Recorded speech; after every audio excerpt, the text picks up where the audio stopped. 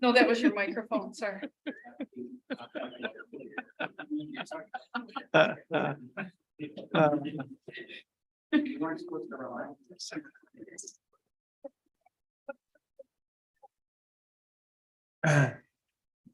like to call a work session of the Isabella County Commissioners to order. Stand for the pledge, please. Pledge allegiance to the flag of the United States of America and to the republic for which it stands, one nation under God, indivisible, with liberty and justice for all. Madam Clerk, roll call, please. Commissioner Hutchinson, Commissioner Embry, Here. Elzinski, Here. Clerk, Here. no, Here. Commissioner Swaney, Here. Commissioner Hope, Here. Chairman, except for Commissioner Hutchinson. Thank you, Madam Clerk. Up next would be approval of the agenda. We'll start out with general public comments. We have no presentations or special reports. Then we'll have the Isabella County Administrator Controller report. Under appointments to boards and commissions, we'll consider approving one Republican Party member and one Democrat Party member to the Isabella County Board of Canvassers for a 4-year term. And then that would bring us down to committee reports. Finance and Administration Committee. Administration Committee is all set, Mr. Chairman. Thank you. And then Criminal Justice and County Affairs Committee. The Criminal Justice and County Affairs Committee is all set, Mr. Chairman. And Human Resources and Public Works Committee. Human Resources and Public Works Committee is all set, Mr. Chair. Thank you. Intergovernmental Affairs, Commissioner Marino, do we have any intergovernmental affairs? No. We do not. Thank you. No administrator controller issues, no unfinished business. Under new business, we will consider approving the fiscal year 2024 budget resolution and General Appropriations Act. And then the second item there would be resolution number 2023-06 to comply with the requirements of Public Act 152.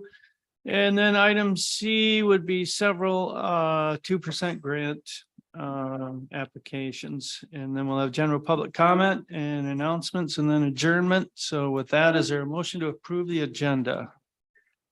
Support Jelazinski. Been moved and supported. All those in favor say aye. Aye. Aye. Very good. And that brings us to general public comments. Is there anyone for general public comments?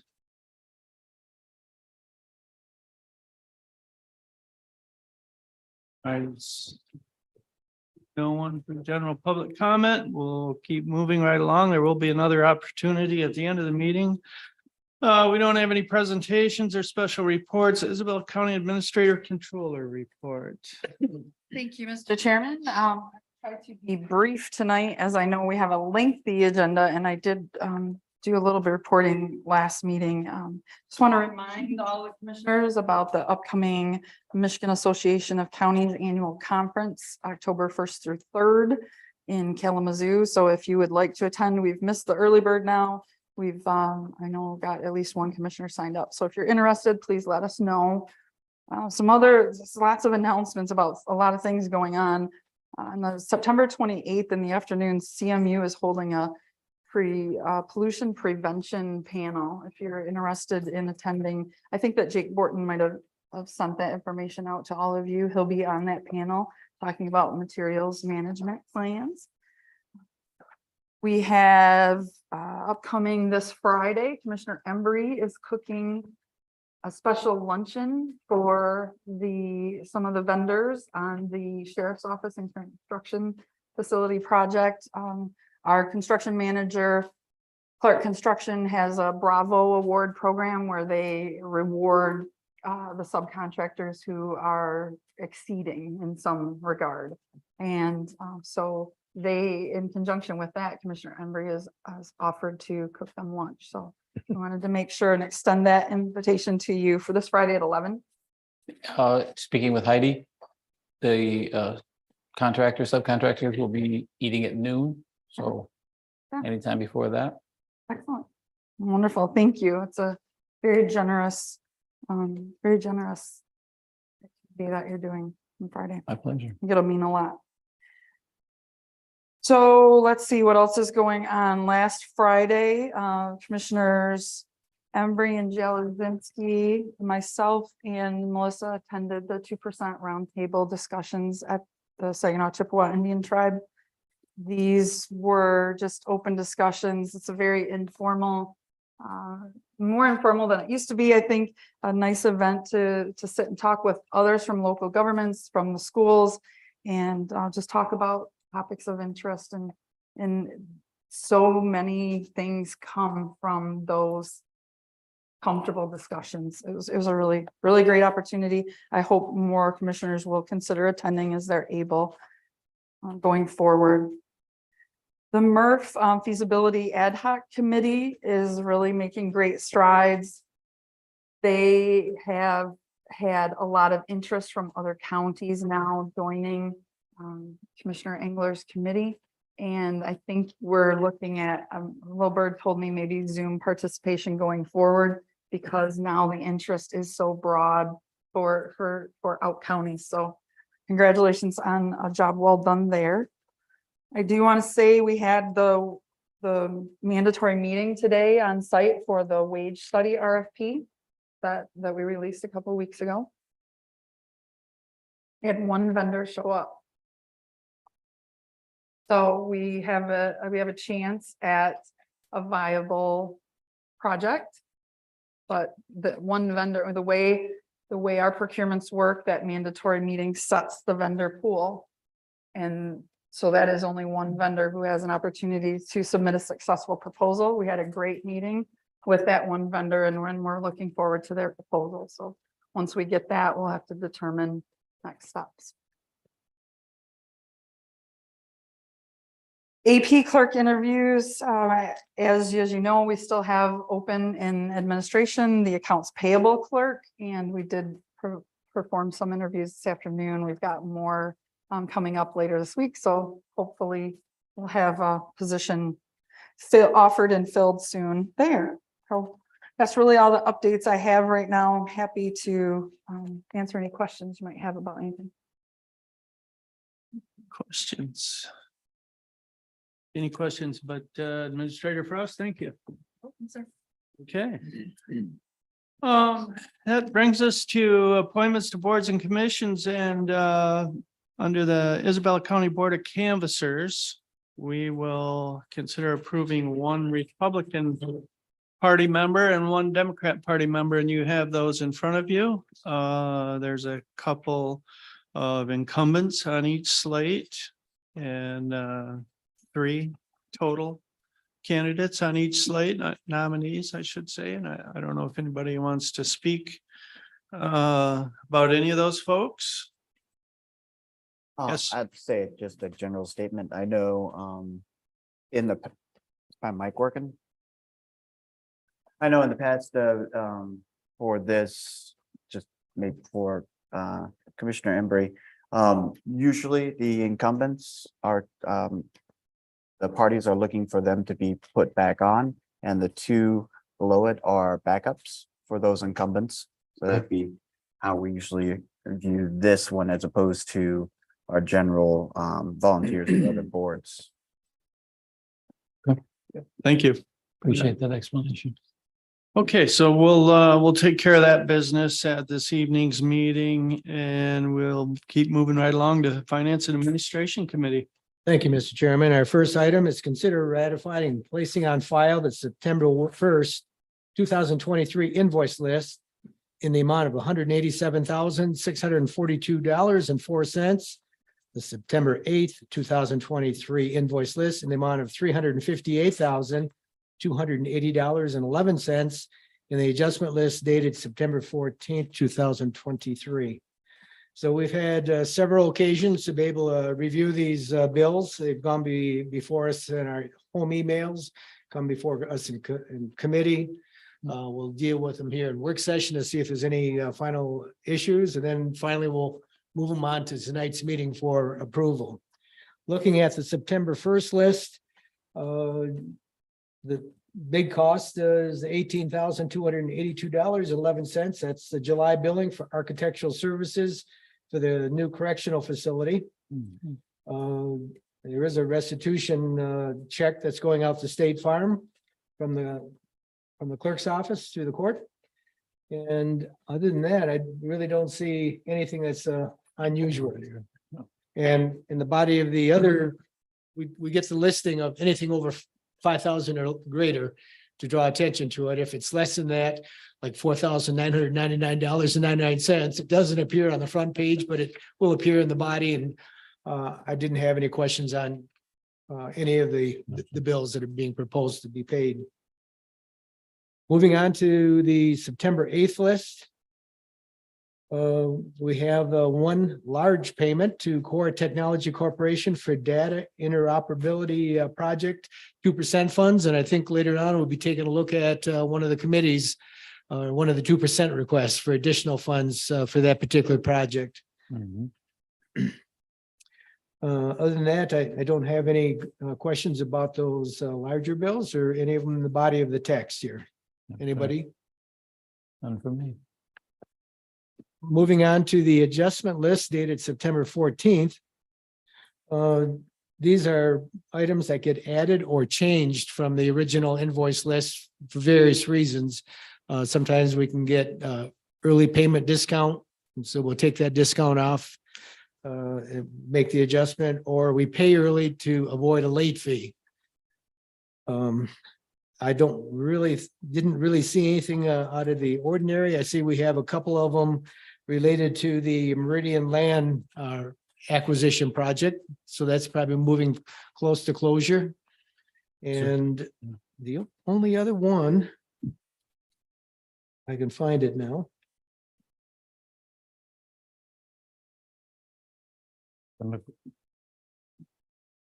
No, I guess it couldn't have been that important that I can't draw it to my memory, but they're all reasonable changes to the invoice list. Any questions? All right, we'll move this on then to tonight's meeting for consideration. Item 2 is to consider approving the completion of the State Tax Committee L4029-2023 tax rate request affirming each county approved millage rate and authorize the board chairperson and the county clerk to sign the same.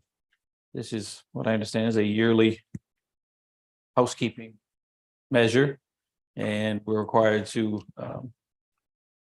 authorize our tax rates for the upcoming year in order to comply with that and truth in county equalization limitations. So Mr. Preston is with us to further explain. Appreciate that, sir. Welcome. Absolutely fine explanation. As you folks know, you do this in June for the summer tax levy, which is your operating millage. And now comes the other millages, IRIDE, medical care, Commission on Aging, as well as Parks and Rec. Thank you. So we have those put together for you, and it shows that, Judy's put together again with the highlighted part to see what you're levying for the winter taxes, and then the total down below. So without authorization of this, the local treasurers cannot levy the tax bills for the county. Happy to dive deep or on anything you'd like to discuss. Questions from anyone? I just have one. Sometimes the bodies don't request the whole millage, right? Correct. And you folks have a budget meeting every year. I believe Commission on Aging has come up to 1 mill for collection. And that's part of your budget process that goes through the truth in taxation and truth in assessing, that you make it known to the public your intent as you adopt a budget. And then this codifies it and brings it forward to a tax bill. Thank you. No other comments? Thank you, Mr. Preston. Thank you. We will move this item to our regular board. Thank you, Pete. Our third item is consider approving fiscal year 2023 budget amendment number 2023-15. It's the fourth quarter budget adjustments for the general fund and authorize the board chair to sign the same. Madam Administrator, would you like to make your comments on your adjustments? I certainly can, Finance Chairman, but you did a better job of it at Finance than I could, because if you recall, We had presented this general fund budget amendment. And one of the expenses that we added was some patrol specifically for Wise Township as sheriff and the county now have that agreement. And you were very astute to say, doesn't some revenue come with that?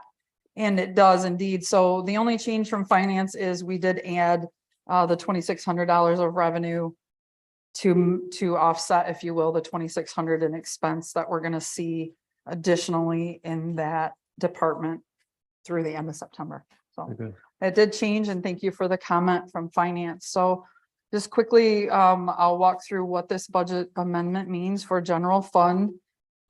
We are removing in the revenues, adding the 2,600, but taking away that transfer in from the delinquent tax revolving fund.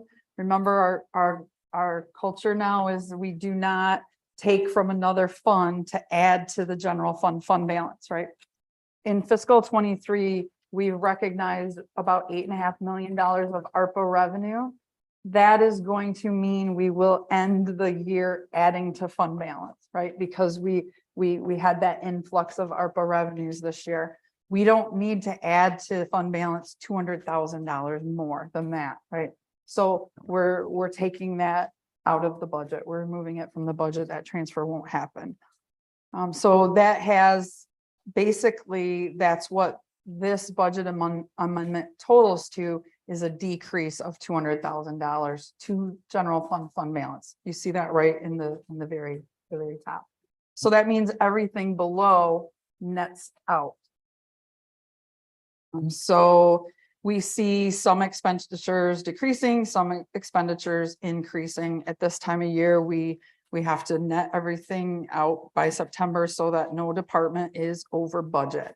So we've got in the Board of Commissioners, we're decreasing expenses by $100,000. Part of that is the wage study that did not happen in the current year, and part of it is the Board of Commissioners AV system that did not happen this year. So those are reduced from the budget, along with $30,000 in salaries and wages for admin and health insurance and admin, just lapsed wages from not having people in positions. So we're increasing contracted services and admin. That is for the extra accountant that we got from Robert Half, and the financial services we're still using from Maynard Casterison. You see some adjustments in information systems. We're just increasing a little bit for health insurance. We just, for some reason, budgeted that off, I think. And then in new equipment, that is the overage for the phone system that we put in last December. It was discussed in finance that maybe we don't wait until a quarterly budget amendment when large amounts like that are needed. Now, that is an amount I can handle with the authority given me, although I'm going to take that back, because my authority only goes to 25,000 on equipment. So that is probably one that would have to come to the board. Okay. But we don't have to wait until the quarterly to do that. So you might see some of those come out of sequence, if you will, but probably better time. You can see we're reducing some electric and gas, natural gas expenses in facilities, and increasing postage. You see some decreases for wages in the prosecuting attorney and sheriff's offices. Those are from lapsed wages. Those are from not having positions filled. So we know those salaries are freed up and can cover some of the increases. You see some software that the sheriff needed to purchase, as well as the Wise Township patrols, marine safety patrols. As it gets closer to the end of the year, we know what the actual activity is in marine safety. It's kind of estimated at budget time, so we're just needing to build some more in there. You see savings in corrections wages. It's not really a good thing. Remember, that's just lapsed wages and not having those positions filled. Same for the health insurance and corrections, and emergency management health insurance is coming down again. It's probably a difference in, we budgeted more than was needed, maybe. transfers out to self-insurance fund of $100,000. Again, this nets out, so it's, there are expenses that are being decreased to allow for that. But that transfer out to the self-insurance fund was needed because our decision to self-insure prescriptions is not performing as we had hoped this year. If those of you who attend the insurance committees know this issue in depth, but without, and I can certainly go into detail if you'd like, but high level, there are some medications that are being prescribed for weight loss and maybe not medically necessary. So I made the decision to no longer cover those. Remember, we went through that communication back in June. Anybody who medically needs the medicine can get it still. There is a 60-day period where if you're on it, you can still get it filled. But the cost of these medicines were driving the cost of our prescription program. It was skyrocketing. And this is something industry standard other carriers were doing. And the fact that anybody that medically needed it could still get it, we made the decision to stop that. But we not in time to perform so poorly that we're not going to save the $100,000 that we budgeted to save by self-insuring. But we're just not. So we're building that back into the budget. Again, happy to answer any questions you might have in that regard. So sorry to end a budget amendment on that note, but that completes the general fund budget amendment for fourth quarter. Any questions or comments on what was just provided? That we'll move this then to tonight's meeting. So while our last conversation centered around general fund adjustments, we now move on to other fund adjustments and consider approving fiscal year 2023 budget amendment number 2023-16, fourth quarter budget adjustments for other funds. Chairperson to sign the same. And Madam Administrator, you're up again. Absolutely. Now, this one has changed since finance, but we did not have time to upload the new copy to your agenda. So you commissioners, you should have a hard copy in front of you of the 2023-16 budget amendment. If you don't, you can follow along with mine. But suffice it to say, it's the same as what is on your agenda attachment, except we did remove the amendments that dealt with the funds 293 and 294. It's our Veterans Relief Fund and our Veterans Trust Fund. What has happened in up until the last couple of years, when the board funded Veterans Relief or Veterans Trust activities, they did it in these outside special revenue funds, and they would appropriate funds to those outside funds. Veteran Service Officer would use some of those funds. The next year we'd appropriate more. Generally speaking, the Veteran Service Officer didn't use up those funds, and we would appropriate more, and that fund would just grow in there in that outside fund. So a few years ago, we started to budget for that in general fund, so that if it wasn't used, the unused portion would just remain in general fund. The board would appropriate the same amount the next year. So in the budget amendment we brought forward to finance, we were cleaning those funds up, if you will, and transferring the balance back into general fund.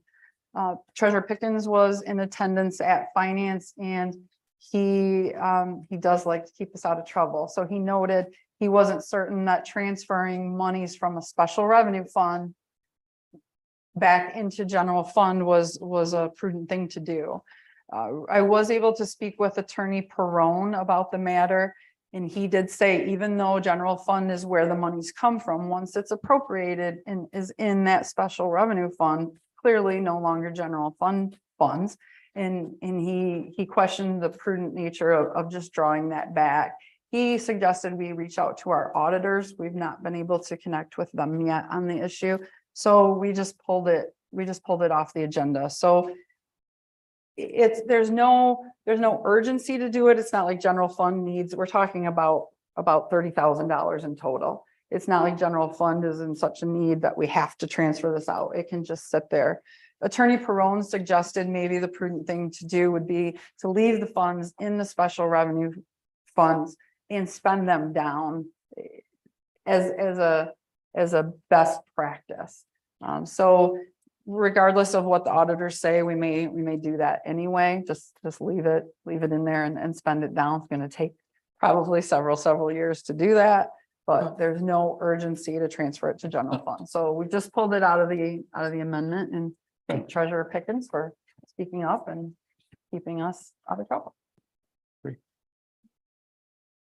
So what this does do, basically it just deals now with two funds, our tribal 2% fund. It's taking those monies and dispersing them out to where they're getting spent this current year. And then in our community alternatives fund, that is closing out that fund, which doesn't have the same caveats of veterans relief or trust.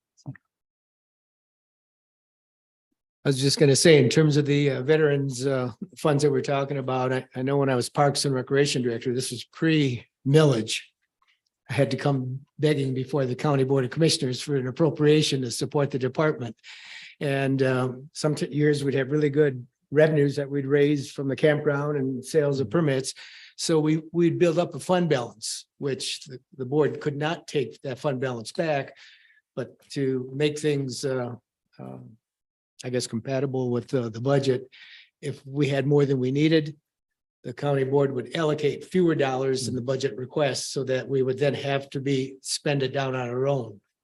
So there was always a way of adjusting it. And I think with the veterans, if there's a dollar amount left in that fund, we just wouldn't have to appropriate an equal amount, the same amount every year to keep it up to the level that is needed. All right. Any other questions or Commissioner? Yeah, just a question on the new equipment, the sheriff tribal. Difference between, what we got and then the updated version.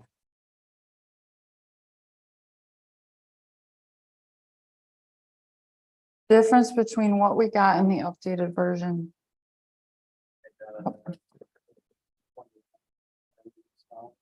582.53 and then $2,100,000. Oh, do you see this? Typo? It's a small difference. Do you want to, can you, if you're not seeing, I have them side by side. If you're not seeing it, you can come here to see, but you're right, Mr. Commissioner Engler. Good catch. I don't know why that would have changed. Circle error and then it automatically added it up in there when added. Okay, so the one they have in front of them, the hard copy is correct. Okay, so is correct. Most recent is correct. And that amount jives more with the 2% that you're hopefully going to prioritize and approve tonight. It's in the same ballpark of the 221. Yeah. Curiosity is. You already caught it and corrected it. Thank you. Awesome. Hearing no. Any other discussion, questions, comments? we'll move this item to our regular board meeting. Yes, we will move this forward. That completes the work of the Finance Administration Committee. You had to turn the page to make sure. Oop, I think- I have number 5, sir. You got number 5. Oh, that's right. Don't I'm forget. sorry. That's right. Consider approving the commitment of fund balance in the general fund in the additional amount of $1,736,804, the Isabella County Sheriff's Office and Correctional Facility project. Okay. Absolutely. So when we were updating the budget, hopefully you will adopt tonight the proposed budget to include the fiscal 24 expenses general fund portion will have to cover because the $41.5 million loan doesn't cover all the expenses. When we built that into the proposed budget, we thought, well, we ought to come to the board to commit that amount that you're going to need. You've got some money committed already of fund balance. Remember, a couple of times we've brought that to you. Your commitment of fund balance on the balance sheet as it sits today is $3,450,228 committed for the sheriff's office and correctional facility project.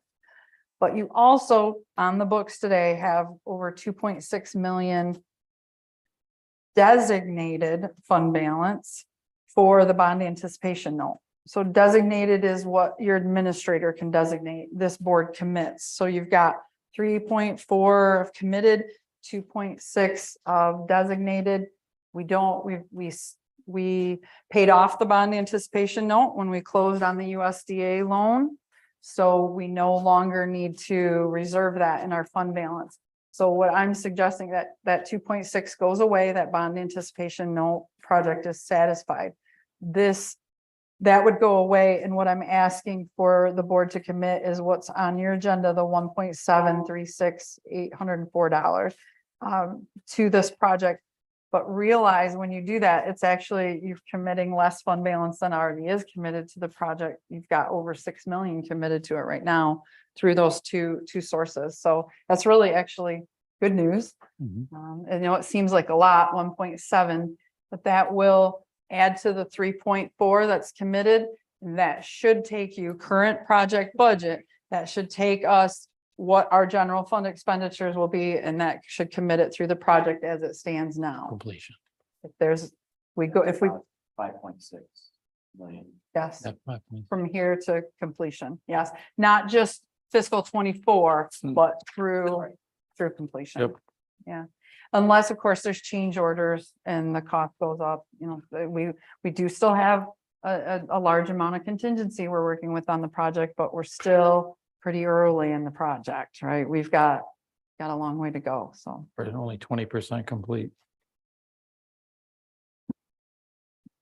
Yeah, a lot of unknowns, I'm sure, a lot of unknowns coming, but this will at least commit those dollars to that known project. We know we're going to spend it. Let's get it committed. It gets set aside. It doesn't get used for other things, and not just for the rest of this year or next year, but for the project. Best practice. And I would say as this board in the future, if you're approving any change orders for this project that are increasing the price, then in that same meeting, then we commit additional fund balance to the project.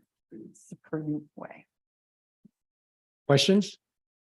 And that keeps the rest of the board outside the finance committee very much on top of what's going on out there in the event that we do have cost overruns. I am pretty sure this is the end of the finance administration portion of the agenda, Mr. Chairman. Commissioners, and thank you, Administrator Frost. Yes. For your work on that. And Criminal Justice and County Affairs Committee. All right, first up, consider approving the agreement between Isabella County Sheriff and the Saginaw Chippewa Indian Tribe regarding 2% grant funding for the collaborative software purchase and installation, phase 1 of the law enforcement data interoperability. Authorized board. Sheriff Maine. Commissioner, how are Take you? us through the weeds of the agreement. There's a lot of moving parts. Yeah, absolutely. So this is a two-part grant cycle from the tribe. We were awarded about $229,000. We were awarded a little over $229,000 in the spring for our combined records management system, our combined dispatch and CAD system between CMU, the tribes, Mount Pleasant, Shepherd, et cetera, et cetera. The first disbursement was a reimbursement back out to the city of Mount Pleasant and you partially to the dispatch center. And it also included the first 50% payment to core technologies for the tribes software. That money's all been paid out. We've got that in place. That's good to go. The reason this document came about was it was kind of to help protect not only the county, but the tribe as well.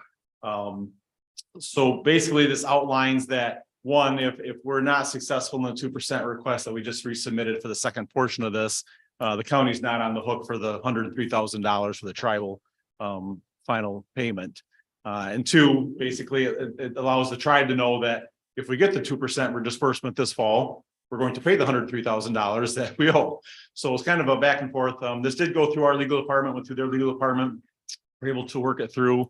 It's just kind of an insurance from both parties. It's basically just a simple document saying we will and they can and that kind of thing. So I'm pretty optimistic that we're going to get it. We're 100 miles an hour into this project and we'll be going live here shortly, and we're pretty excited about it. And we got to get the tribe on board as well. So. Are there any questions? All right, we'll move this forward to the Board of Commissioners. Okay, next up is consider approving the Michigan Indigent Defense Commission fiscal year grant agreement in the total amount of $1,830,141.27 with the state of Michigan contributing $1,589,835.18 and the local share consisting of $240,306.09 and authorize the board chairman to sign the same in the EGR AMS systems.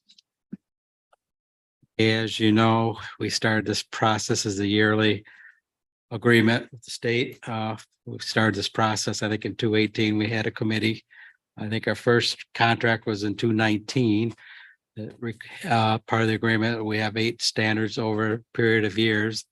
As you remember, they skipped over and went to 8 when we've already completed the first 1 through 5. So and I believe that 2025 we will do the 6 and 7 standards. So a little backward. I'm sure we have with us today public defender Hausman to go work through this and ask any questions on this, but it's been a process and so far it's worked well for the county as far as getting what we asked for. So Mr. Hausman. Everything you said is correct. Yes, so the biggest change this year, well, I guess I should say that first is the contract has remained the same. Contract has remained the same, the local share has remained the same. So I guess those are the 2 important pieces of information. As everyone knows, the biggest change for fiscal year 24 was the imposition of standard 8. And so that was our plan was originally approved back at a MIDC meeting on June 15th. And so they sent out contracts shortly thereafter. The contract is the same as it's been. And then the way that the contract is structured now is our first payment. We actually receive 15 days after the contract is signed. So today I was able to create an account and change the password for Chairman Hope so that he could log into eGrams to sign the contract. Any more questions? Seen this process before, so. Seeing no more questions, we'll move this forward to tonight's business session. Thank you. Thank you. All right, third item, consider approving the annual emergency management performance grant work agreement. Now authorize board chair to sign the same. And oh, we're just gonna have Marcus Griffiths today. Emergency management director. Thanks, you sure? This is the annual work agreement that comes before we get the grant agreement. The grant agreement tells us how much money we have coming to us, but this thing, it just says we're going to do all the work and then we'll figure out the money a little bit later. So standard document, some increased journaling that we're doing, just tracking stuff better and all the areas. We sign it now, we work on it throughout the year. And then at the end, the state police will send us this is how much you'll get for your grant agreement. It usually ranges between 30 and 36% of our budget. Work that out with Melissa and the county administrator to make sure we put the budget for revenues. salary and fringes. It doesn't quite meet their hope of the 50% match, but we do pretty good with that. Yeah. Sure, everyone read the 77 pages in the document and we're all up to date. Allowing a full-time emergency management coordinator who can do some of that work. Right. If not all. So, Well, and I was hoping to see her up here with you, you know. It's like, well, I was willing to put her in front of the camera, but I think she's Yeah. happy to be just learning this time. She'll be here next year. are there any further questions? No, Director? No. Thank you very much. We'll move this forward to the Board of Commissioners meeting tonight. And that business of the Criminal Justice and County Affairs Committee. Thank you, Commissioners. And that brings us to Human Resources and Public Works Committee. Thank you, Mr. Chairman. Our first item is consider approving fiscal year 2024 grant contract between Isabella County, the Michigan Department of Military and Veterans Affairs, and the Michigan Veterans Affairs Agency in the amount of $75,745 and authorize the board chair to sign the same. And we have Ian here today for to explain this to us. So this is the grant contract that we do every year from the state of Michigan for county veteran services to enhance services.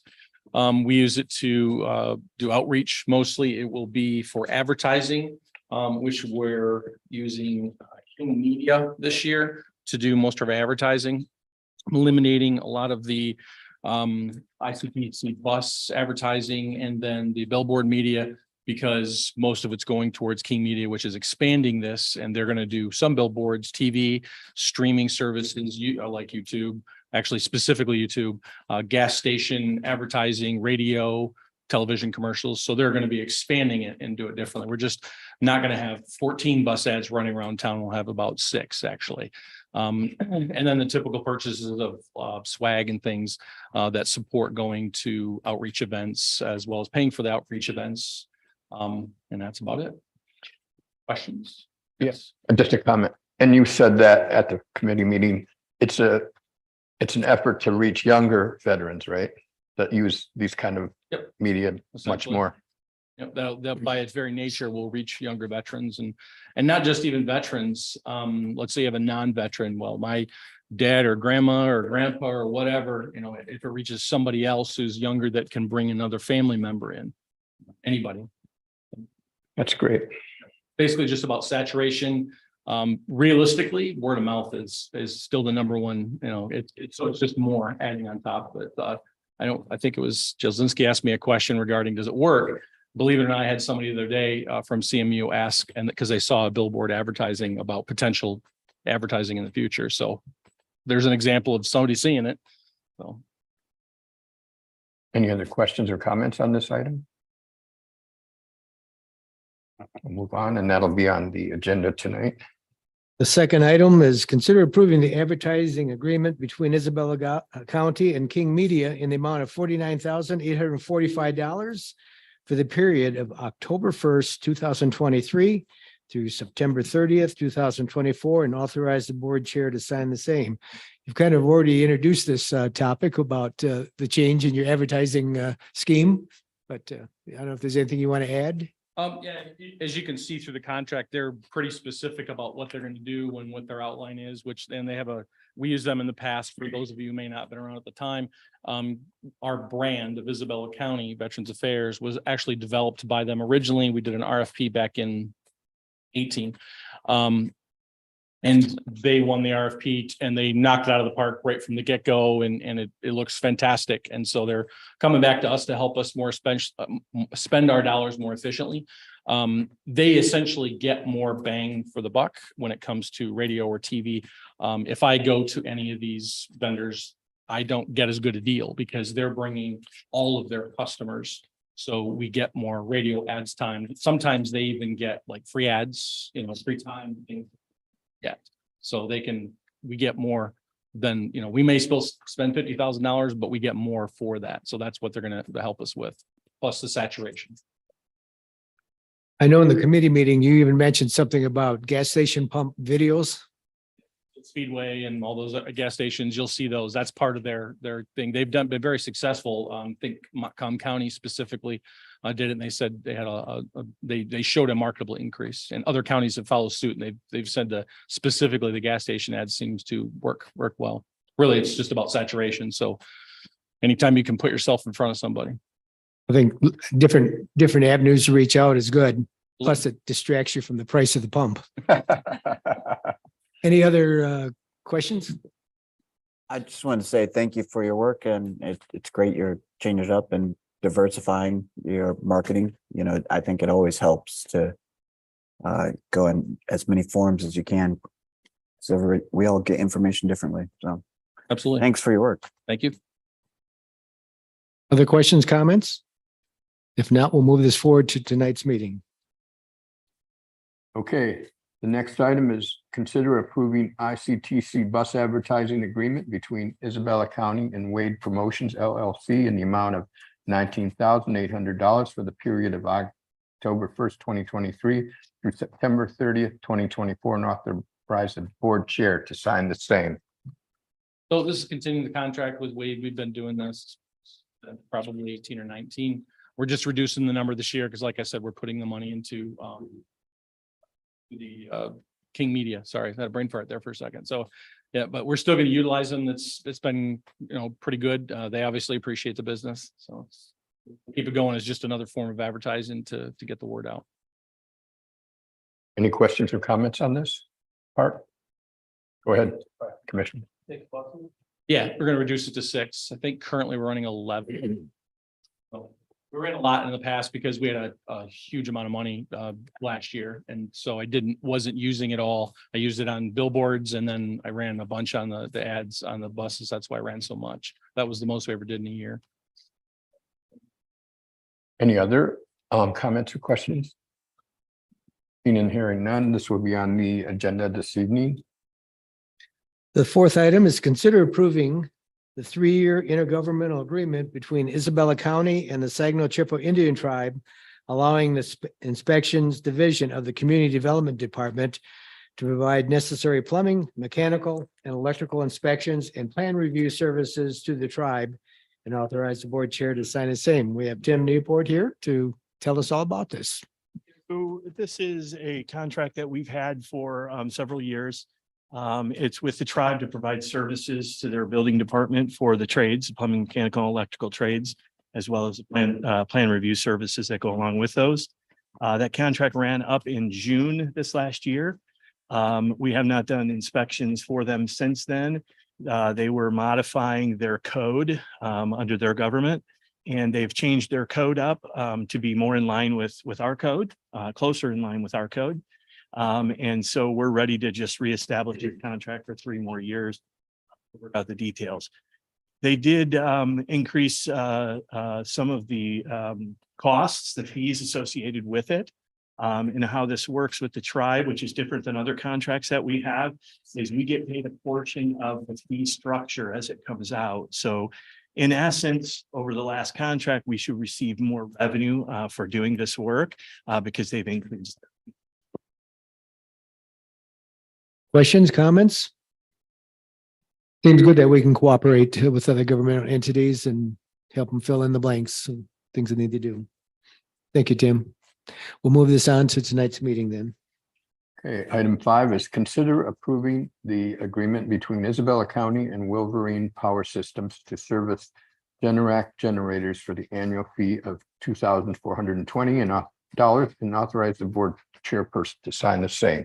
We have Steve Schumacher here, our facilities director, to give us a lowdown on this. Hi, Steve. As you can see from my staff report, if you remember weeks ago, I had submitted one for having our Generac generators serviced by AppCom here in Mount Pleasant. AppCom would not service the 2 Onins or the Detroit Diesel, so I reached back out to Wolverine and got pricing from them. Their prices were very much in line this time. I can tell you the $875 trip charge that we were being charged before that started this whole process is now $245. $630 every time they come out that we just saved. They have good service, and they do have the interfacing if we need to interface with the computers on the other generators. At least now, as part of their customers, we should have no problem getting them out to take care of for Generac. I'd just say it seems we got their attention by moving to someone else for that trip charge, right? Think so. Good job. Any other comments or questions on this item? Seeing and hearing none, we'll put this on tonight's agenda. Thank you, Steve. Item number 6. Consider approving the individual service contracts between Isabella County Commission on Aging and James Vandermeer, Carol Clute, Angela McGurk, Katrina Tobin, Judy Swartz, Steve Wood, Mary Alsager to provide activity services, and Virginia Kane to serve as active living newspaper editor effective October 1st, 2023 through September 30th, 2024, and authorize the board chair to sign the same.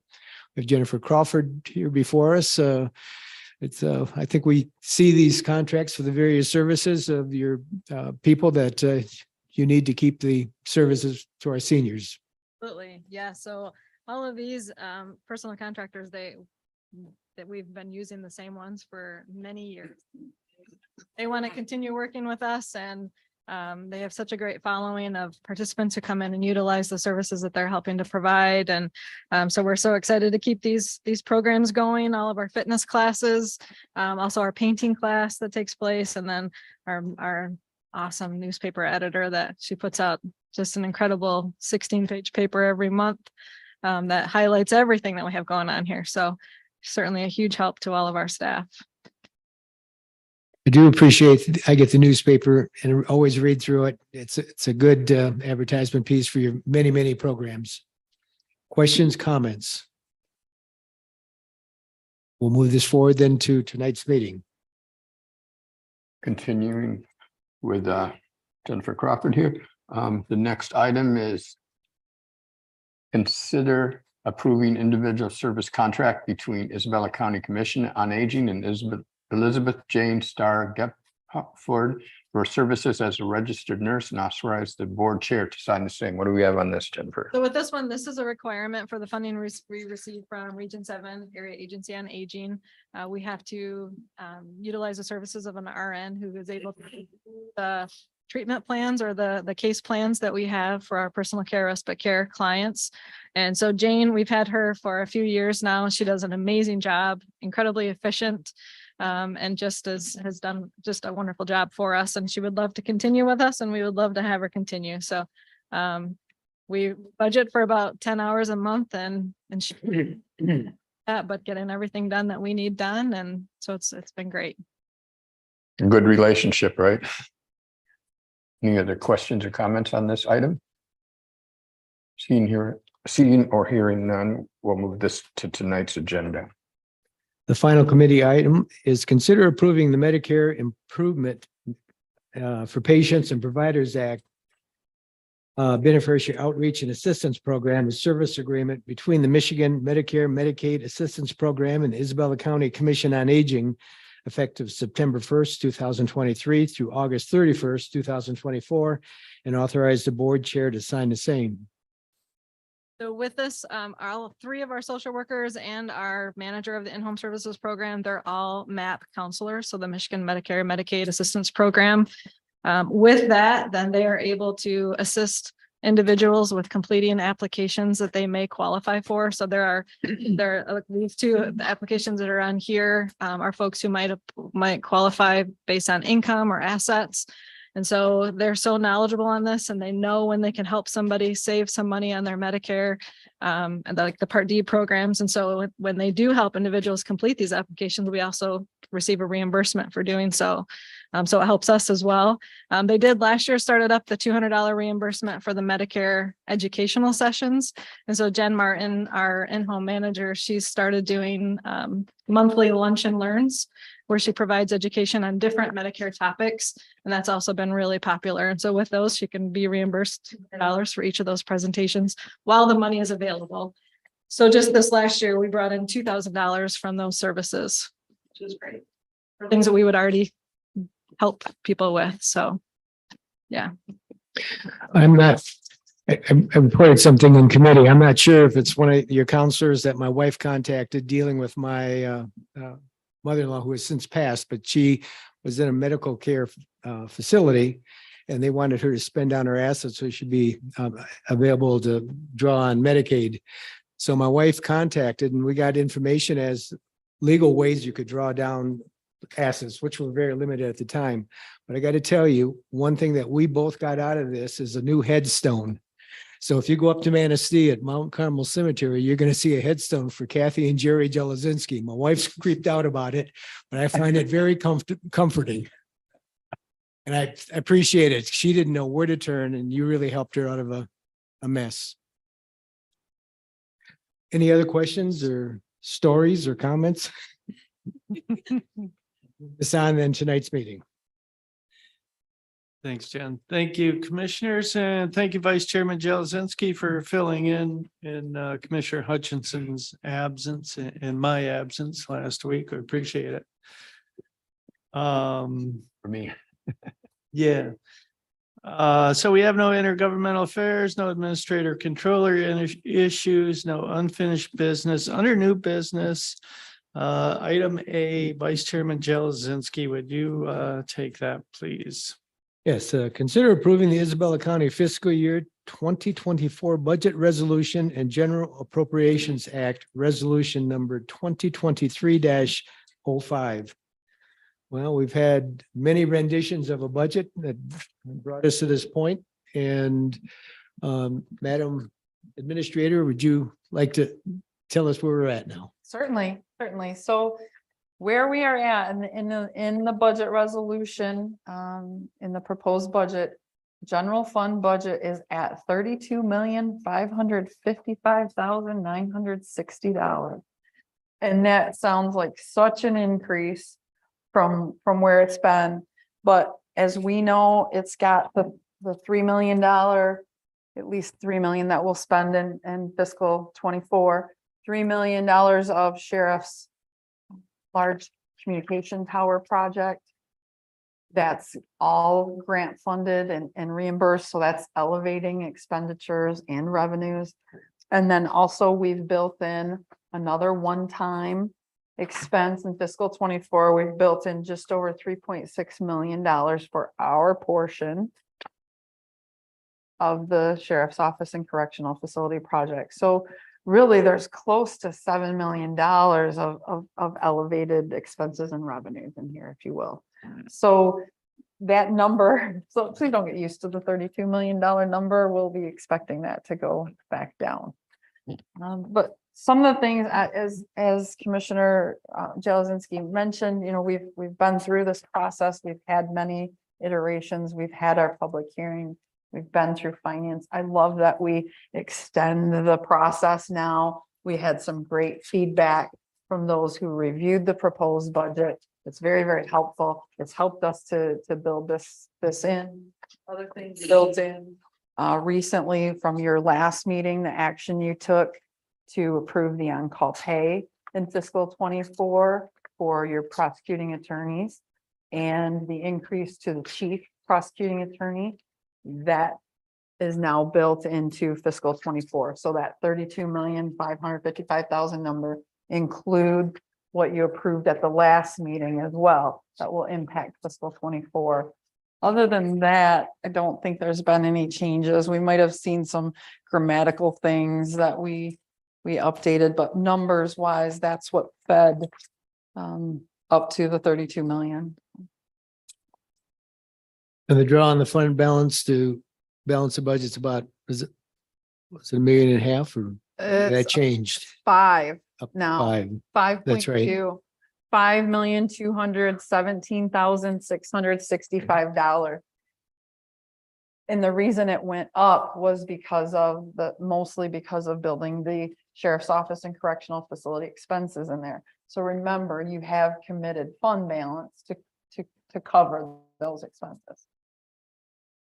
And I know beyond that, we still have fund balance that's being used just to balance our requests for funding in various departments. And we keep meeting as a committee, looking at a millage request perhaps for February to go before the voters of the people of 2 mil. We do have a situation economically that's non-sustainable in terms of our budget. We have a 10-year forecast that says we can't continue to spend at our current level to maintain the current services. So it's going to be important to seek that millage, and hopefully it gets passed. And if it doesn't, we'll have to make very serious cuts to the budget so we bring our fiscal house in order.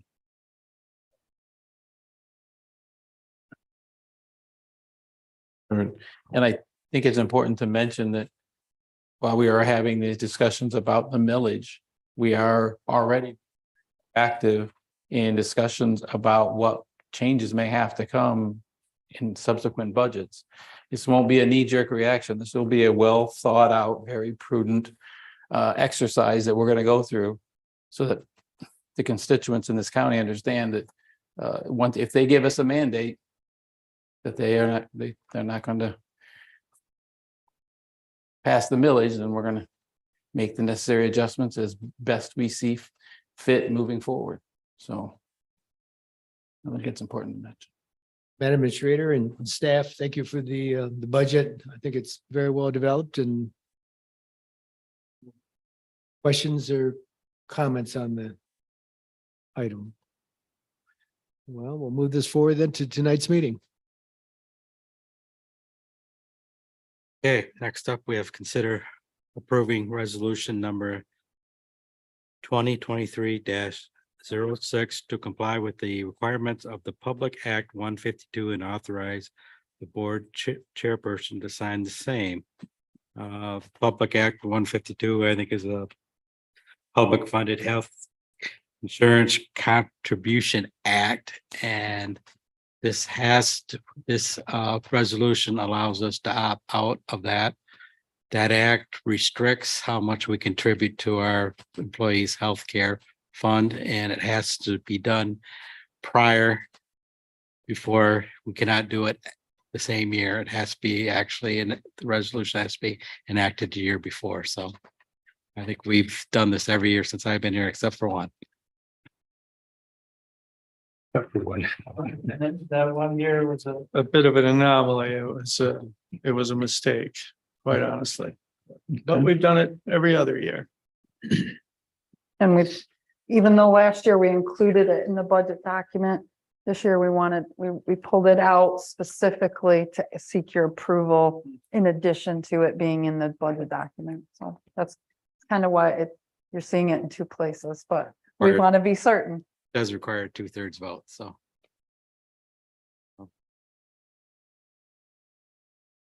Seeing any no more questions or no more comments, we'll move this forward to tonight's session.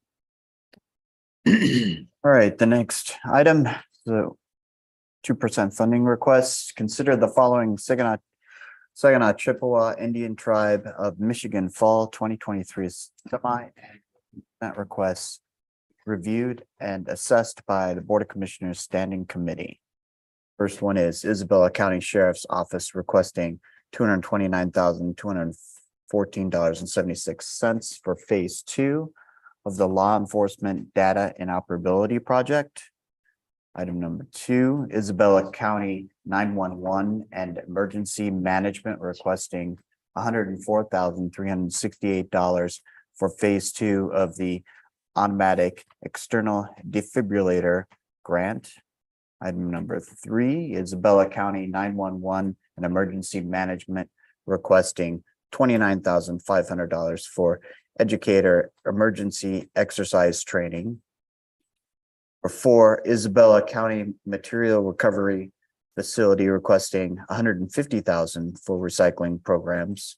And the last item for request is Isabella County Commission on Aging requesting $555,790 for recurring programs.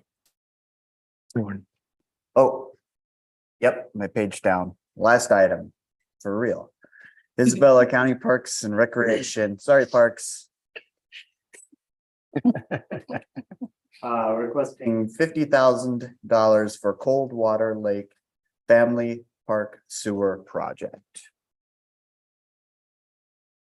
Yeah, no kidding. And we do have materials recovery facility director Jake Borton online. I don't know if you want to speak to your specific 2% request, Mr. Borton, or? Sure.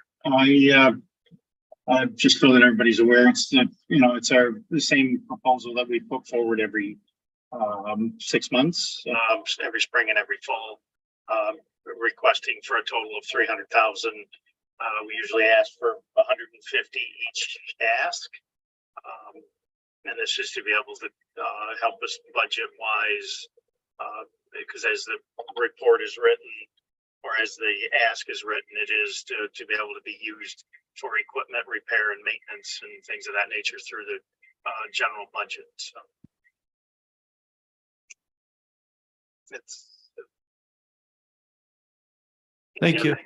Questions or anything? Any questions for Director Borton?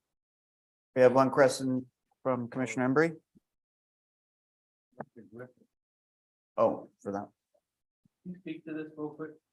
I was invited to the automatic thermal defibrillator grant conversation. Maybe. And during our meeting, loud enough. During the meeting, we talked about the majority of cardiac arrests occurring in residential areas. Could you speak to the very creative solution that you just mentioned to me earlier about what we could possibly do to alleviate some of that, where we could get those defibrillators out into the communities a little better? This is the first three-part request for the second. They tried to put these life-saving devices in the community. They funded the first one, putting units in the business. The original proposal is businesses that we're doing, so we've been getting applications. But as we still trying with researching more and more about this, the possibility of putting it both like within citizens that are interested, that we help out in the community on this type of thing, that in residential that we talked about, off-duty first responders might be willing to take them, but also some of the stuff that the county provides as services and some of the units might be able to put them, in our vehicles, we're doing inspections and stuff like that. So a county commissioner who travels the entire 5 townships along the western side of our county could have one in his trunk, and I spend a lot of time out there traveling, so it could be an option. This new technology, it's not new, it's standard. We have all here.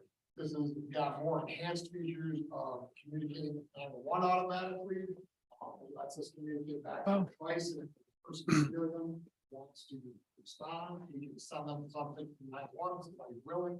They click the button and it gives them a map. So if we had a heart attack out in the parking lot right now, and that AED started making noise, it's in the hallway, it was one of these new types, they could just walk right out and help put that on even faster than what our first responders might get there. It does not replace the first responders. It's just a community coordination. So we're really hoping to make a difference and save a life. We know there's no stopping some cardiac arrest, but by putting more of these out in our community, encouraging the businesses to apply, being able to go back and forth, grab them within 90 seconds, it could really, really make a huge difference in our community. And we're hoping to see that go with this grant. So it's pretty kind of exciting as we brainstorm more stuff to try and keep this project. Thank you, Director Griffiths. That was appreciate the invite. That was a very fascinating conversation with Mayor. It was. So thank you for that. I'll make a quick comment that I made in subcommittee that's speaks to the needs of the defibrillators and also kind of comforts people on their use. At the Bill Martin Ice Arena in January at a hockey game, good friend of mine went down on the ice. Not he had a stroke while he was standing up, skating backwards, went down on the ice, and we went over to him. We knew that he was in distress, not from an injury like from the fall, but didn't know what was going on. We had got the AED off the wall of the rink, put it on him, and it said that, doesn't in so many words saying he has a stroke, but it says that he doesn't need to have the defibrillator activated. But it also, gives, vitals as well. Information for you when you use it. We happen to be lucky in that we have like a nurse, a PA, ear, nose, and throat doctor, all on the ice at the same time. Medical staff. Wow, right? They had pretty good care, but very thankful for having that in the rink and available. And one last thing, what I really liked about this unit, is extremely user friendly. I mean, it takes away all the fear of picking it up and using it. I was because I'm a little leery about charge of something like that, but this very detailed instruction, very simple instructions, and I really like that part of it. Very. For our public, that does watch this show, age, they're in our community, cannot shock somebody. Right.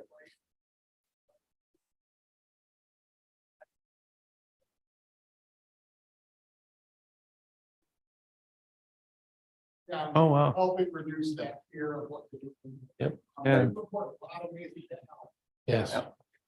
Perfect. Thank you, Director. I see Alexis online, but I did go to the roundtable discussion and in two different, we kept changing on different topics and two of the tables I went to, the tribe really has interest in environmental health of our community. So I'm sure they're going to probably take a look at this support to tie in the park as well as all the Beale City, Coldwater Lake area and the new sewer system to stop the pollution that's currently affecting the Chippewa River and its recreational quality. But invite Alexis if she wants to say anything to comment on her request. Yeah, thank you for the introduction. So I agree. I think there was an interest at the roundtable discussion. And so what's happening is we're asking for funding to support the public sewage connection at Coldwater Lake Family Park as part of the Nottawa Township project to get that whole area connected to public sewage and move away from private septic systems. That can have a huge impact on the water quality out there on Coldwater Lake, Coldwater River, the Chippewa River, ultimately Saginaw Bay and Lake Huron. So from an environmental standpoint, it's a huge project. A lot of infrastructure and recreation benefit built in as well. And I wanted to mention, I recently talked with the director over at Mecosta County Parks. They had a septic failure at their largest campground that ended up costing them over $1 million. So the cost of this project up front is huge, but when we started talking the long-term potential savings and the long-term environmental impact and the benefit to the community, it's a really good investment. So as you may remember, we have some ARPA funds committed to this, and part of that was we said we would go out and try to secure additional funding, and so this is part of that effort. Awesome. Thank you. I go through the other requests real quick. I don't think the Sheriff may not necessarily come up unless he wants to, but we talked about this quite a bit earlier in this meeting. The $229,214.76 for phase 2 of the enforcement data and operability project, which coordinates all the data that goes back and forth between Shepherd, Chippewa Tribe Police, CMU, Mount Pleasant, and the Sheriff's Department, so that we're all on the same page, and also 911 emergency management. Correct. Yep. It ties all the agencies together outside the state police who have their proprietary system, and then the 3 dispatch centers get tied together as well. It's just the second phase of the request. It will reimburse Mark Griffiths' shop at 911 about 15,000 or so, and then we'll pay the additional 103,000 for the tribal PD's final payment. So just tail end of the project and be done.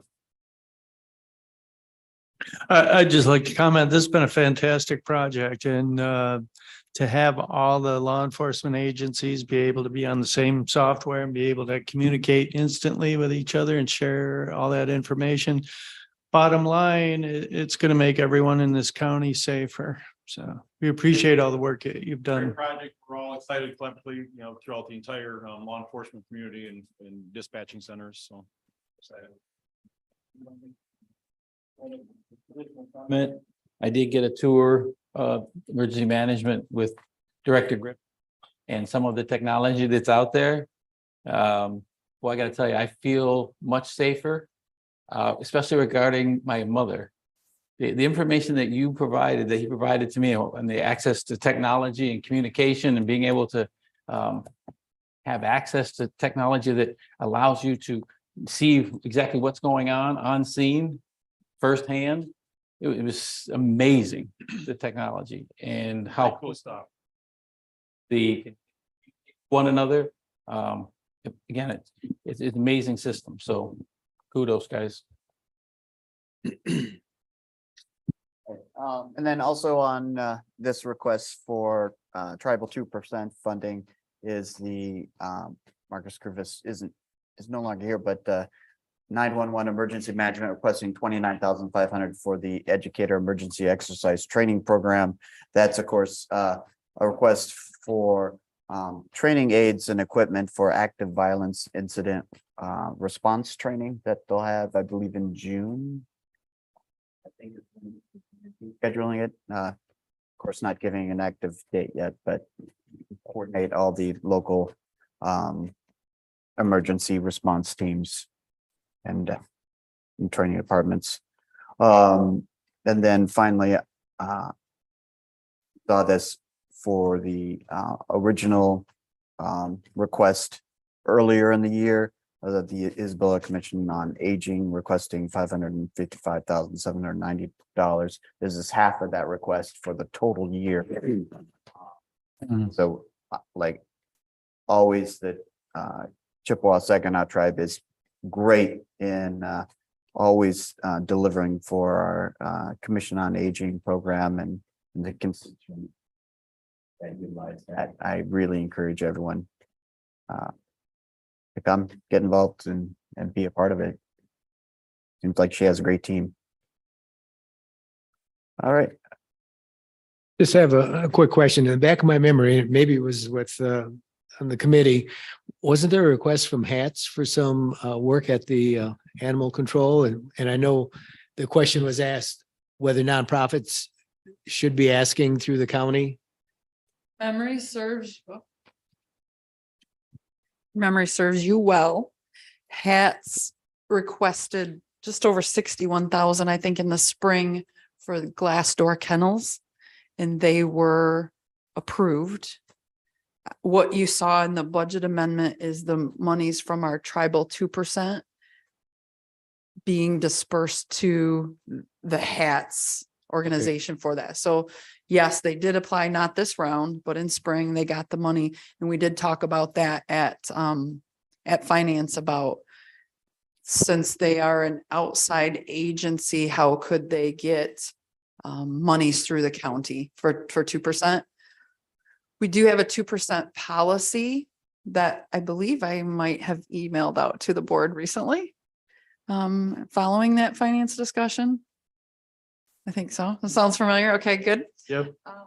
And so in that policy, it talks about that it's got to be a county department or county agency. And because we have a contract with HATS, we do consider them under our county umbrella. So we do bring them under the fold, just like, I guess, the conservation district comes under us to apply to the tribe for 2% dollars. We don't appropriate money to the conservation district.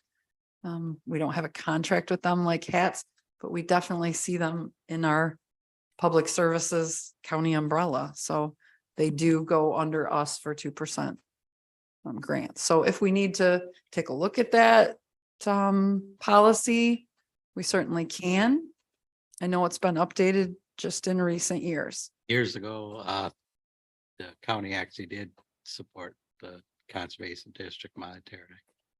But then they haven't in probably a decade or better, so yeah, so we're kind of it's a quasi local unit of government is what we're considered, so it's And I know the Conservation District with their 2% funds provides really critical services to the county residents in terms of collecting tires, hazardous waste, electronic waste, stuff we don't want to see on the side of the road.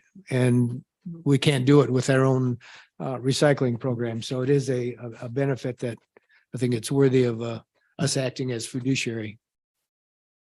Yeah, I'd just like to agree with what he just said. It's a really important function that they do. You couldn't do without them. Any more questions or comments on this item? All right, we'll bring this forward to the Board of Commissioners meeting in 10 minutes. Thank you. Commissioner Swaney? That's pretty nimble. That was nimble. Next up then would be general public comments. Is there anyone for general public comments? Yes, sir. Come right up and sign in on the piece of paper if you would.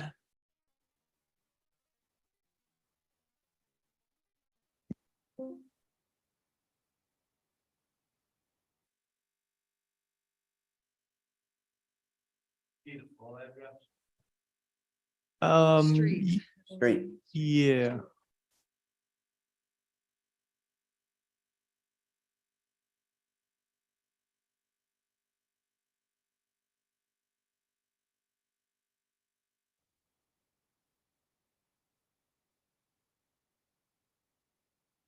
Anyway, I'm Dave Cole. And it was in regards to the road being barricaded off. Wise Road, north of the baseline. There. Town engineer, Mr. Gaffney. And he informed me a month ago that it was gonna be taken care of and nothing's been done. And the sheriff has the authority to inform the property owners to remove the barricades. And their new owners. Disputes. They own the road and they don't. And I brought this to the County Board of Commissioners 20 years ago. We shouldn't have to do it again. On Chippewa Road, north of baseline, Jordan Road, east of Loomis Road, Wise Road, south of the City Road, same thing, half-mile right-of-ways, except for Wise, north of baseline is only 1320, which is a quarter mile. And I have researched records over 150 years ago, those roads were built. My sister is the Denver Township clerk. Hour after hour. My great grandparents built those roads. And they were roads built for the public to use to access state land. It was the BOC River National Forest. It was controlled out of Edensville. DNR. There's 7.9 miles of forest service roads accessible to both RV and to the public. And it's renewable every year, April 1st. They can change it, amend or add as they see fit for service.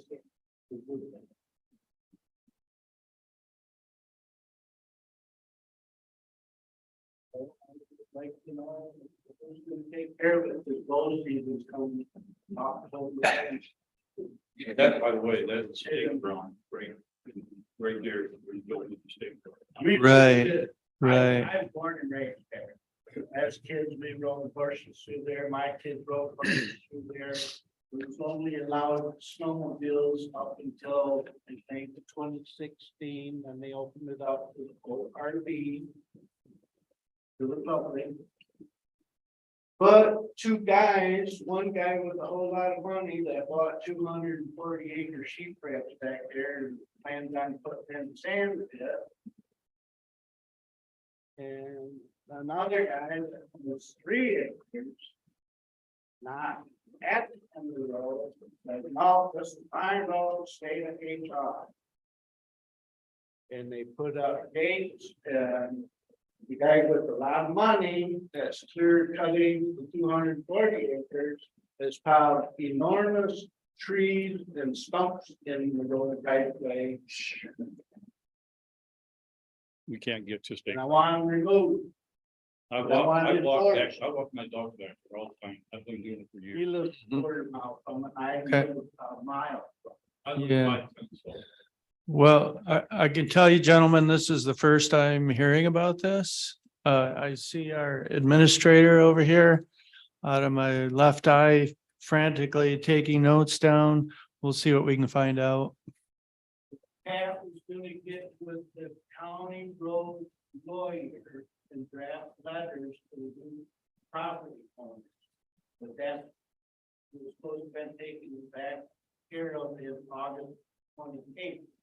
And I'm supposed to have place since then. And then they just brushed it off. And we won't know it. Decided to get over it. Right. Another thing, there's a man by the name of Marshall. He lives down at the end of, Florida. That's another contract. He goes back in to the east. No, it's me, oh, they're not Right. maintaining on full basis. Right. Up to grade 66 feet right in grade with ditches. They're just two tracks, some go two tracks. Right. Yep, I've been back in there, yeah. Yeah, Yep. but anyway, he wanted to block that road up. And it's been tried before too. He took it to court. See? And he lost. He said, no, you can't block the road off. Now, these people are doing the other way around. Blocking the road up. They should have taken it to court and left the road open until the judge made a decision on it. That's how it's done. It's pretty plain and simple. When you come out, there's a stop sign. When you go in, there's a sign saying, end of road. Yeah. It's county road all the way to state. Okay. That is an access. But who has the authority? Does Mr. Mayor? Chairman. Yeah. I know, it's Dave, right? Contacted me and, I suggested going to the road commission, contacting Central Dispatch to have the DNR to contact. Authority over the county road. They have authority after the county road only. They do not have the authority on that road. That road was drafted in 1859. I'm not saying they have authority over the road, but if they're putting up these to stop hunters, it's called, could be hunter harassment, they may have something. But I would also suggest if you came to us, Saying to tell us the public to walk. He's got it posted, no trespassing. When you go back there on the four wheeler or my side by side with kids in there, they come charging out. all I'd suggest is you came to us, we have limited ability to help you. But the road commission is elected commission. You may want to go to one of their meetings, just like you're sitting here, and present it directly. Have the Go right to the road commission meeting. Well, if I block off baseline road, I own half a mile or a quarter mile of baseline road and a quarter mile of tip road. Yeah, I could block the road off where I live. Oh, that'd be the same thing, we put the barricades on that county road there. I could block the road. Guess who would be knocking on my road? I maybe we'll shed a little bit of light. So I didn't get your message the other day. I reached out to the road commission. Their attorneys are reviewing it right now to see exactly what's going on with that road and if it should be a county road or not a county road. I wouldn't have any clue if it's a county road or not a county road. That's all road commission, which is really separate from this board and so forth. But they are in the process of doing that, and they checked on that 2 days ago, so I think we're just kind of in a waiting period to see what those attorneys say, so. So they don't know if they're getting paid for that. I don't know if they maintain that road, I don't know anything about that road, so that's what their attorneys are trying to figure out, if that road actually belongs to the county road commission and is responsible for, so that's kind of what it was at a couple days ago. Okay, appreciate that, Sheriff. In the plat book, the plat books are not accurate. Those are map companies that are given this, do that. You cannot go by that little black line. It only shows 3/10 of a mile, but it's 1320. Okay, we're gonna have to cut you off here. We got to start another meeting in a few minutes here, but yeah, we'll see what we can find out. I'll wait on Mr. Gaffney to draft letters from the attorney. Thank, yeah, Whoever's responsible for enforcing it, I don't know. Is the sheriff department responsible for enforcing that closure? I think we'll find out. Thank you. Yep. Any other public comment? I did want to quickly. So I just wanted to announce, and I wanted to thank the board for all of your support in getting it done, but we did close on the Meridian Park property acquisition last night, and special thanks to Chairman Hope for spending part of his Monday evening meeting with me at the title company to close that. I know that the whole team, Isabella, is very happy to see that project through to the finish line. And so more information will be forthcoming, but we will be hosting a ribbon cutting and Michigan Natural Resources Trust Fund plaque presentation ceremony on Thursday, October 27th at 1 p.m. So information will be forthcoming, but I know you all have very busy schedules, so I wanted to get that on your radar sooner rather than later. And again, just thank you to the whole board for helping us reach the finish line with that project. Thank you. I appreciate that. And so I was very eager and very happy to be able to sign that paperwork, and that property is officially ours. Thank you. Yeah, absolutely. All right. Well, thank you all. Have a good night. You too. Yep, you too. Any other public comment? And seeing none, announcements, commissioners, any announcements? Yeah, Vice Chairman Jelezinski. You would know I take it past the 7 p.m. hour. So yesterday I did attend the Northern Michigan Counties Association. They didn't have a regular meeting, but they had a tour of the Emmett County MRF facility. Quite impressive. They don't have a single stream, they have a dual stream, but I had a chance to stand right next to one of their robots. They have 3 of them in a row on the sorting line. And it's a module that has sensors that detect plastic or whatever they're, and it has 4 arms coming down, and they come down to like a suction cup. And that machine just jumps all over the place and very seldom misses what it's aiming for and dumping it into the bin on either side. So it's looking for two different items, but the whole facility takes in just an unimaginable amount of recycling, including construction debris, including refrigerators and freezers. I mean, it just go on and on and on. But what I went away with is with their dual stream, the amount of area that they had to have to handle their materials. And I think that they service themselves, Emmett, and a couple of adjoining counties would not fit on a footprint that we have at our MRF. That's my impression. And that doesn't include all the other sorting areas. They have a large land area that's, they take a collection of brush and compost and that kind of thing. But it was a quite impressive tour, and maybe sometime they want to plan a trip up there as a commission to look at it as we.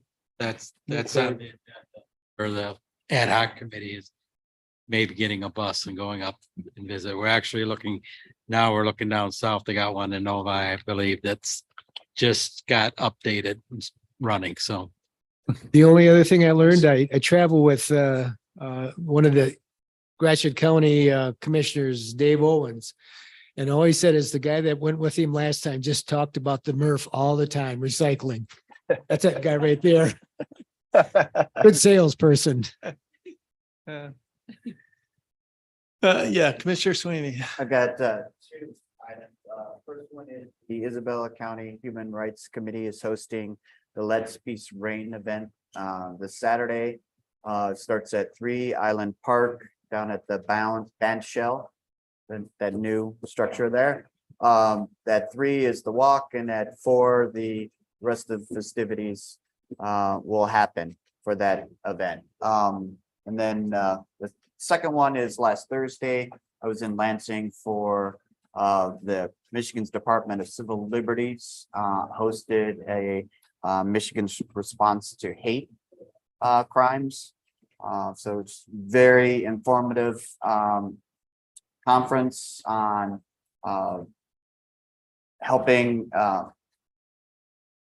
government constituents and officials to learn what a hate crime is compared to what bias intent is. And of course, we had, speeches by both federal and state attorneys in the court system to discuss these things. One interesting stat that they told me is the state requires that each police department in Michigan report how many hate crimes they have on a quarterly basis, and that 80% of our police departments in Michigan always respond with 0. Now, we know that 80% of our area in Michigan is not going to have 0 hate crimes always. So what this is really saying is that basically bringing hate crimes into the court system and making it an additional crime to target someone for, religion, for their sex, for sexual orientation, for any number of these specific divisions that are identified in our state statutes. It's new generally, and we just need to get everyone kind of turning the page and understanding that there is a significant impact to a community with hate crimes, that there's a big difference between someone spray painting Joe loves Mary on the side of a synagogue compared to spray painting Hitler was right on a synagogue. When a child comes into that synagogue on Sunday morning and sees Joe loves Mary, they're like, who's Joe? And then they go on with their lives. When parents and the child come in on Sunday or whatever day, Saturday, and see Hitler was right, they have to think, I need to move out of this community. Am I safe here? How can I protect my children? There's significant increase in the evil nature of hate crimes in community compared to general crime, and that's why our state and federal attorney generals are trying to make it known that we need to make a change and assess every situation to identify whether these could be hate crimes. Don't have to make that decision. We can bring it to them and they can run it through the law and figure out whether it constitutes a hate crime. So it would be great if we could have more reporting so that we can, have a safer community here. Sorry to jump on soapbox, but it was a very insightful and great, well-attended event in Lansing. Thank you. Appreciate it. Mr. Engler. Last but least, maybe not, but we're gonna go beyond our time limit. Just a few couple things. We attended the Chippewa River Watershed Alliance today. They're working on the watershed plan for the Chippewa River Saginaw Bay watershed, which encompasses pretty much most of just about all Isabella County. So we're working on that plan. And I don't know if I mentioned this last time, but I did attend a material management plan meeting at the tribe. They're working through their material management plan, but that's through the EPA. So trying to see where we can work together and trying to get coordinate some of the stuff in our plan. So hopefully they all kind of connect together. So hopefully we can work together instead of everybody trying to do their own separate plans. So.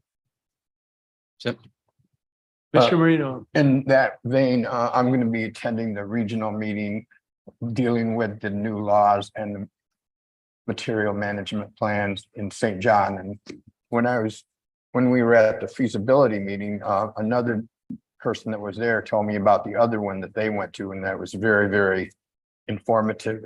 And that's just what we have to know when we're trying to get the other counties to join with us. And it's also a good opportunity to meet them. So I'm excited about that. It's in St. John at the courthouse. It's Thursday. Very good.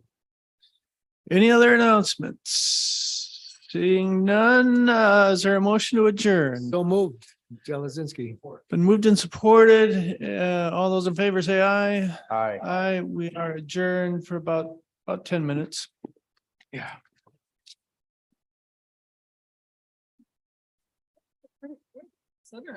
That's like the. Yeah.